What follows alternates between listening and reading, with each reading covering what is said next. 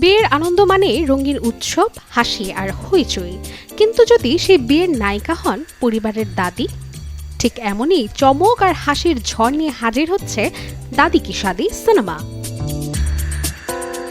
Veteran অভিনেত্রী নিতু কাপুর এবং জনপ্রিয় কমেডিয়ান কপিল শর্মাকে নিয়ে তৈরি এই কমেডি ড্রামা ছবির ট্রেইলার ভরপুর পারিবারিক বিশৃঙ্খলা, হাস্যরস আর চমকে ভরা।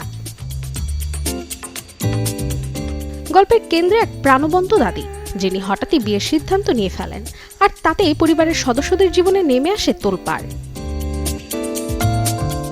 দাদির পছন্দের পাত্র ক্যাপ্টেন আদি বিষ্ণু রেড্ডি, এক অবসরপ্রাপ্ত সেনা কর্মকর্তা। কিন্তু তার উপস্থিতিতেই সন্দেহের দানা বাঁধে পরিবারে। কে তিনি, কেনই বা এত রহস্যময়? এই প্রশ্নের ভিড়েই তৈরি হয় একের পর এক হাস্যরস, আবার কখনো টানটান পরিস্থিতি। এই ছবির মাধ্যমে অভিনয়ে আত্মপ্রকাশ করেছেন ঋদ্ধিমা কাপুর, যা ছবিটিকে আরো বিশেষ করে তুলেছে। পরিবার, সম্পর্ক আর প্রজন্মের টানাপোড়েন সবকিছুই মিশে গেছে এই গল্পে, যেখানে হাসির আড়ালেও আছে আবেগের ছোঁয়া।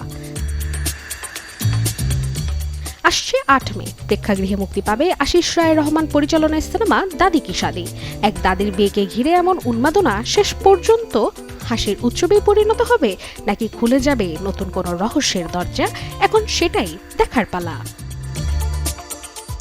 Desk report, channel 24।